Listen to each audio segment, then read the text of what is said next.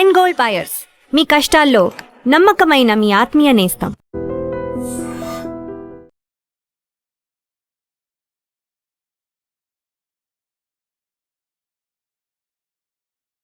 ఉత్తరాఖండ్లో software engineer Radha Gayatri మృతికి సంబంధించి కీలకమైనటువంటి విషయాలు ఇప్పుడిప్పుడే వెలుగులోకి వస్తూ ఉన్నాయి.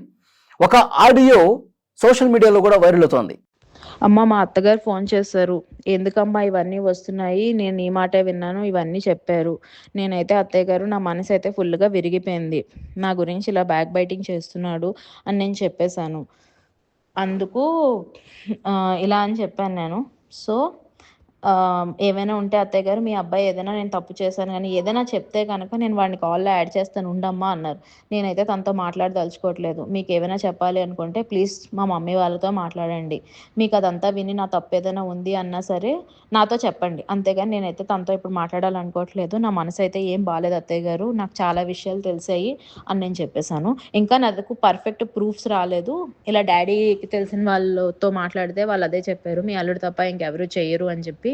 అండ్ వాళ్ళు చెప్పకపోయినా అది ప్రూవ్ అయిపోయింది. మొత్తం నా ఫ్రెండ్ సర్కిల్ అందరూ చెప్పారు, ఇంక్లూడింగ్ నవీన కూడా చెప్పింది, వాడే కదా చేసుంటాడు అని చెప్పి. ఇంకెవరికి ఆ స్కోప్ అయితే లేదు అత్తయ్య గారు, అది ప్రూవ్ అయిపోయింది. ఇంకా అది తెలిసాక కూడా నా మనసు ఇంక మనసులో లేదు. ఇన్నాళ్ళు ఓపిక పట్టాను, ఏంటంటారు, ఎన్నాళ్ళు ఓపిక పట్టాను, పోల్లే అక్కడికి వెళ్తే మారుతాడేమో, కొంచెం తనకు మారుతుంది బిహేవియర్ అని చెప్పి ఓపిక పట్టాను. కానీ ఇప్పుడు తను నా అన్ని లిమిట్స్ క్రాస్ అయిపోయాడు. ఇంకా నేనైతే ఏం మాట్లాడదలుచుకోవట్లేదు. నా మనసు అయితే బాగాలేదు. ఇప్పుడు నేనేం మాట్లాడదలుచుకోవట్లేదు తనతోనైతే అని చెప్పేసాను. రాధా గాయత్రి తన తల్లితో చివరిసారిగా మాట్లాడినటువంటి ఆడియో. ఈ ఆడియోలో ఏముంది?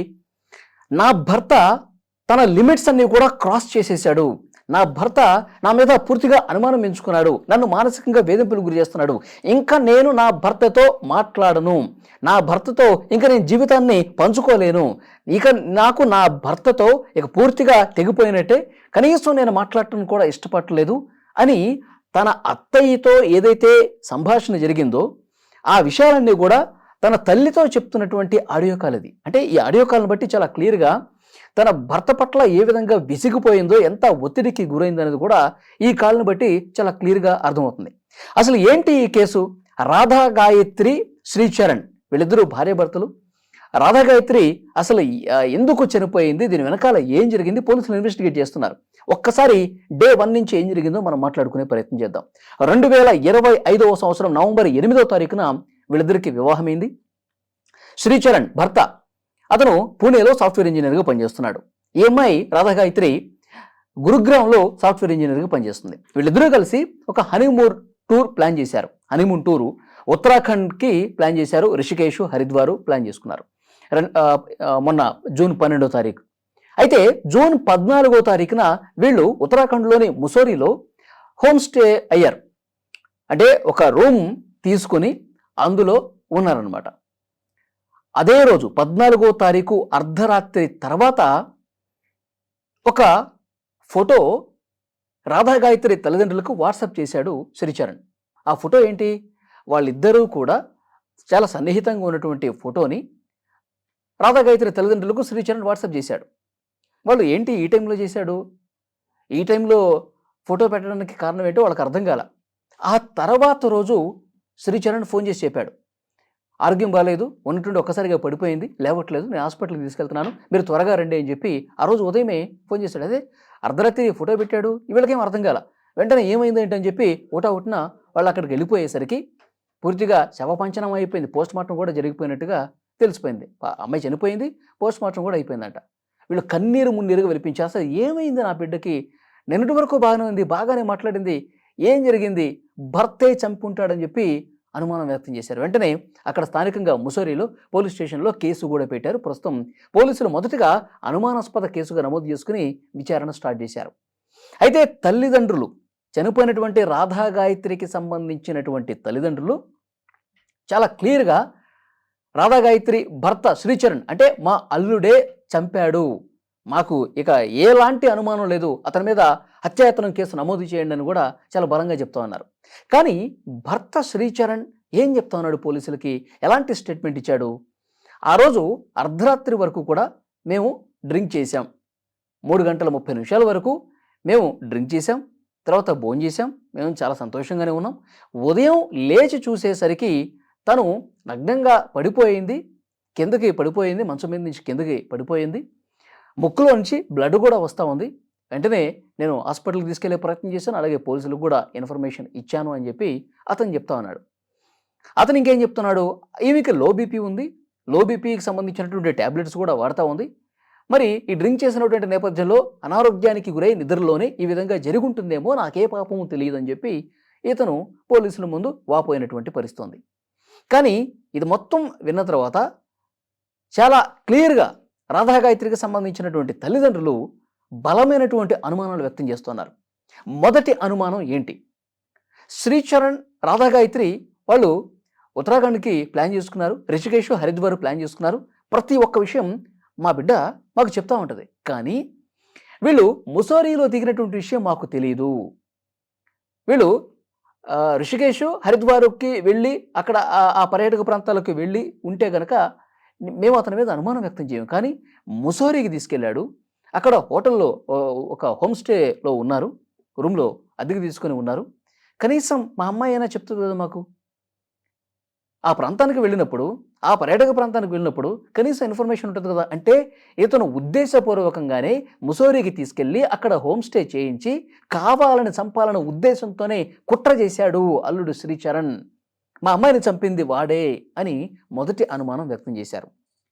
ఇక రెండోది, చనిపోయే రోజు, అదే రోజు అర్ధరాత్రి ఎప్పుడైతే చనిపోయిందో అర్ధరాత్రి 14వ తారీఖు 3:30 రాత్రి సమయంలో మాకు ఫోటో పెట్టాల్సినటువంటి అవసరం ఏంటి?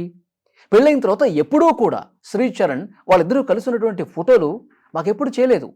అర్ధరాత్రి 3:30కి మాకు ఎందుకు వాళ్ళిద్దరూ బాగానే ఉన్నట్టు ఫోటో వచ్చింది అంటే, అప్పటికే అమ్మాయి చనిపోయి ఉంటుంది, నాకే పాపం తెలియదు అని చెప్పుకోవటానికి, మేమిద్దరం సంతోషంగా ఉన్నాం ఆ టైంకని చెప్పుకోవటానికి ఇతను కావాలనే ఈ విధంగా ఫోటో పెట్టాడు. ఎందుకంటే రేపు పోలీసులు అడిగితే, చూడండి చనిపోయిన నేను చంపానంటున్నారు, ఈ సన్నిహితంగా దిగినటువంటి ఫోటోలు ఉన్నాయి కదా, నేను వాళ్ళకు కూడా సెండ్ చేశాను, ఇంక నేను ఎక్కడ చంపుతాను అని చెప్పుకోవటానికి ముందస్తు చర్యలో భాగంగానే ఈ విధంగా మాకు ఫోటో పెట్టాడు, మంచిగా ఉన్నట్టు నటిస్తూ ఫోటో పెట్టాడు అన్నది కూడా తల్లిదండ్రులు చెప్తున్నారు. ఇది రెండో అనుమానం.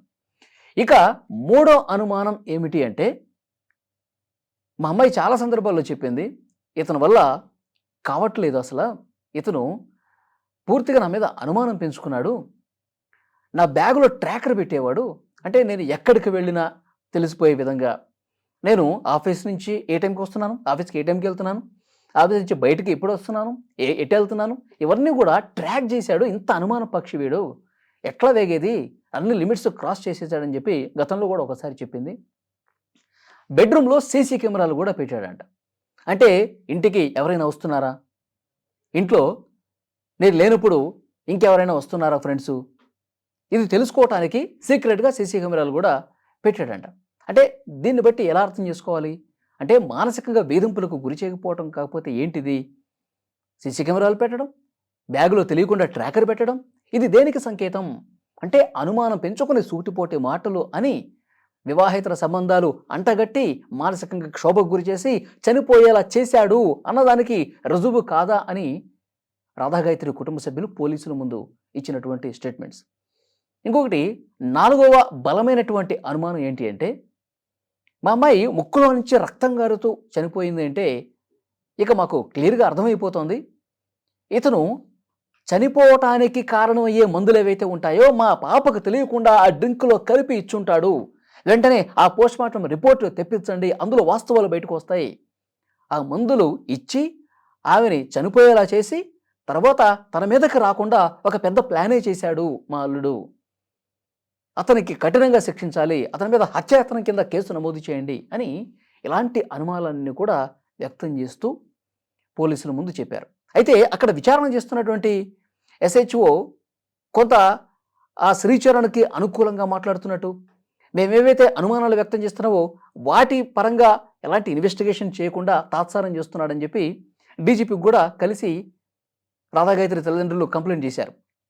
వెంటనే ఆ విచారణ అధికారిని మార్పు చేసి ఇంకొక విచారణ అధికారిని డీజీపీ గారు కూడా పెట్టారు.